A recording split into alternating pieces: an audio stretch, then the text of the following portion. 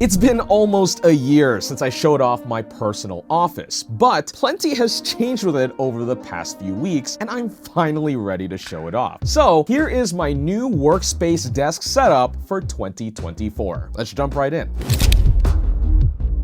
Right off the bat, I want to talk about the biggest change. I went from this to this. Notably, what was the centerpiece of my setup, the 42-inch LG OLED C2, is now a thing of the past. It offered plenty of screen real estate to manage multiple windows simultaneously, and the picture quality was amazing, striking a good balance for use in productivity as well as content consumption and production. If you're curious about it, I already made a whole video talking about my experience using this OLED as my main computer monitor, which, fun fact, was also the most viewed video on the channel last year. However, to this day, my thoughts on it haven't changed all that much. I still think that the C2 is one of the best displays you can buy for $800 to $900, especially if you have a large enough desk to accommodate it. But with that said, why exactly did I take it out? Well, I realized that I didn't need the screen real estate as much as I thought I did. Without taking advantage of the potential, you're just left with this monster of a display towering over you and taking up precious desk space. So I decided to simplify, and it all starts with my tried and true 14-inch M1 Max MacBook Pro front and center. I've talked about this computer plenty of times on the channel, but it's been my workhorse here on Denki for the past few years. With the portability and battery life of a thin and light for productivity on the go, plus the desktop level performance to handle beefy video projects in Final Cut Pro, not only is it the most well-rounded laptop I've ever bought, but it's the best laptop I've owned,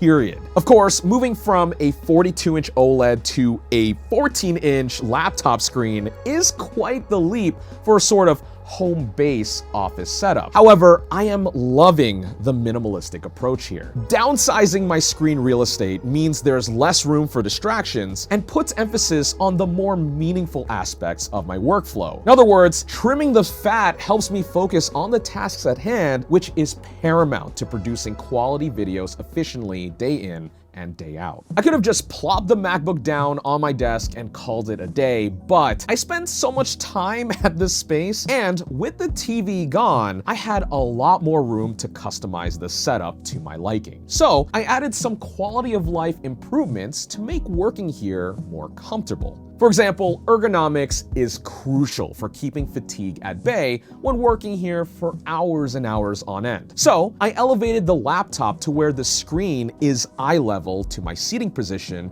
in order to keep good posture. It's on a simple aluminum stand, which pairs nicely with the desk shelf sitting below. I'll link both of them as well as everything else I talk about in this video below if you're curious, but I think there's a good balance of function and form here. Ergonomic benefits aside, this shelf is quite handy for stowing random trinkets that usually scatter around my desk, and it also helps with cable management for my peripherals, which are very necessary now that my laptop is more than an arm's length away. Of note, I have a Thunderbolt dock from OWC, which among a lot of I/O included, has 10 gig Ethernet to access the Overclock Media editing servers at lightning fast speeds. There's also my keyboard, which is a Cyberboard R3 case with Clicky's 75-gram switches and Alluvia keycaps, which are made out of machined aluminum. This is a heavy keyboard with a heavy typing feel and very metallic, but it's solid as hell. Funny enough, I actually made this board more as a joke to present to Austin Evans on his Mystery Tech show because it's very stupid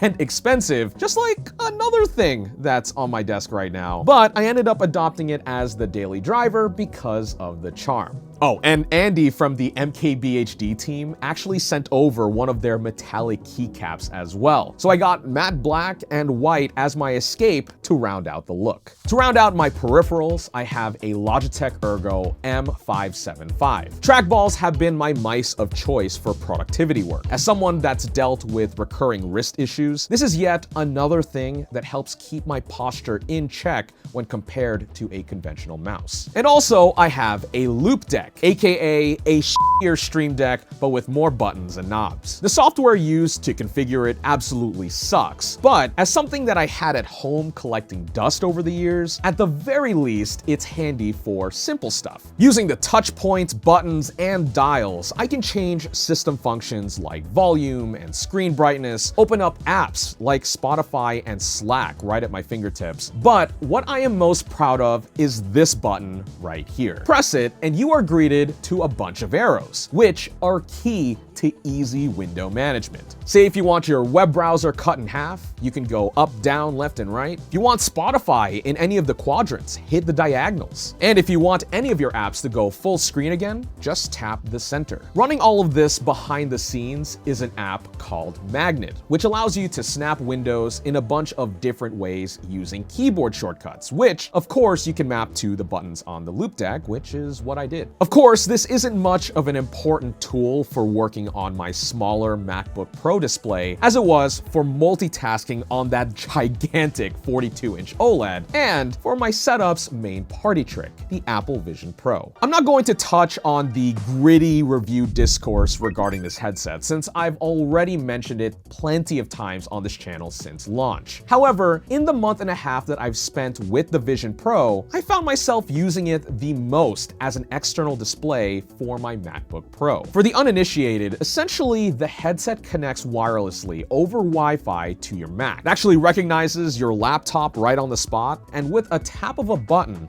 my 14-inch MacBook Pro display turns off and becomes a 4K screen that I can resize to as big as I'd ever wanted. The latency might as well be nil because I certainly don't feel it for what I use my laptop for. Plus, the color accuracy through Vision Pro's micro OLEDs is about as good as it is on the MacBook. And the pixel density is so sharp to the point where text looks great on it. I'd actually argue that it looks on par, if not better, than how macOS was on my C2 OLED TV. And while I don't think people are seriously cross-shopping a $500 Quest 3 with the Vision Pro, as someone that has both of them, text rendering is a huge reason why Vision Pro stands out to me more as a headset viable for productivity. So with all of that said, I've decided to lean into Vision Pro's Mac Virtual Display feature a little bit for my setup. Not to diminish what I said earlier in the video. Again, I love the simplicity of the laptop-only setup for, we'll call it like 75% of the time. But for that extra 25% where a gigantic display would be nice, such as when I'm video editing or hopping between windows doing research, the ability to have that without a TV taking up so much space on my desk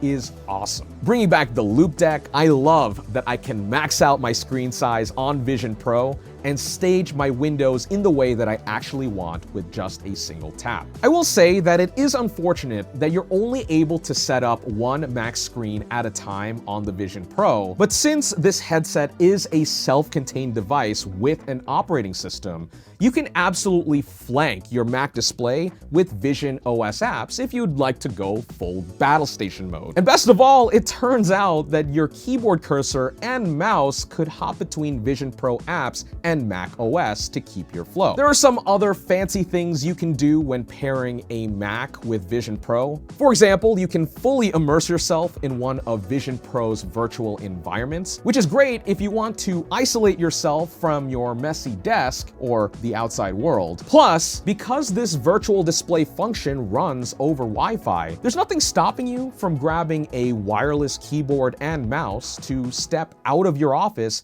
and move your giganto screen somewhere else. I'd still rather take my laptop with me as is, since it's obviously made to be transported, but having this option is still pretty cool. And then when I'm finally finished using the Vision Pro, I have this 3D printed stand that I bought off Etsy, which helps keep it safe and easy to access again when I need to use it. I already mentioned one, but there are certainly some trade-offs trade-offs with the Vision Pro that make this particular setup a bit tricky to recommend to people. Firstly, of course, it costs $3,500. If I didn't already have one at my disposal here at Overclock Media, I certainly wouldn't have bought one just for this setup. Also, the Vision Pro is tethered to a battery pack, which is its lifeline. I have plugs and power adapters up the wazoo on this desk to keep it charged, but having cables attached to you can be a minor annoyance sometimes, especially if you need to take it off and leave the room. Also, being connected over Wi-Fi, Mac Virtual Display inevitably flags connection issues every now and then, even though nothing's ever really wrong. This might be a bug on Vision OS that could get sorted out in a software update, but it is still annoying to see. And even though Mac Virtual Display has some interoperability with Vision OS, for some reason, your computer's audio is not fed directly to the headset, which I think is strange. Of course, AirPods Pro work totally fine, but I mainly use this USB DAC from X Duo plugged into my Mac to either use my open back Focal Clear MG professional headphones or my personal favorite, the Sony CD900 ST. Plus, I feel like there's a huge missed opportunity for you to interact with Mac OS with Vision Pro's built-in eye and hand tracking. Though of course, this might be a bit much to expect coming from Apple, but man, that would be sick. I could talk about Vision Pro all day, but this video is about the overall desk setup. And something that I am proud of is how cozy it all feels. There's obviously a lot of personal effects here to make this nook my own. There's some artwork on display, including a pair of sketches from my friend Crone, which is of me and my old VTuber Kentama. I also sprinkled in some of my favorite music, as well as fake plants, because I can't be trusted with life. And I also have my silver play button up there as well on these staggered floating shelves. Something sentimental, I have these framed gadgets from Grid Studio, but specifically the 2nd gen iPod Touch. This was the first video I ever made in high school that went viral. And I'll be real, I probably wouldn't be here making videos for you guys if it wasn't for this iPod, so I have that as a nice memento. And to round it all out, I got some simple LED lighting from Govee to illuminate the space. There's a little bit of RGB color to spice up the white wall directly behind my desk, but otherwise, I'm here for the simple, warm lighting around the room. Not only does it enhance the cozy vibes, but it also has huge benefits to reduce eye strain when working at the desk with my MacBook Pro. Plus, when it comes to the Vision Pro, the image on its pass-through cameras looks its best with a well-lit environment. So I made sure to focus properly on lighting for this setup. I know my 2024 workspace is a mashup of both overkill and overly simple, but I'm happy with how it all turned out. Let me know what you think about it in the comments below. And otherwise, thanks for watching this video on Denki channel.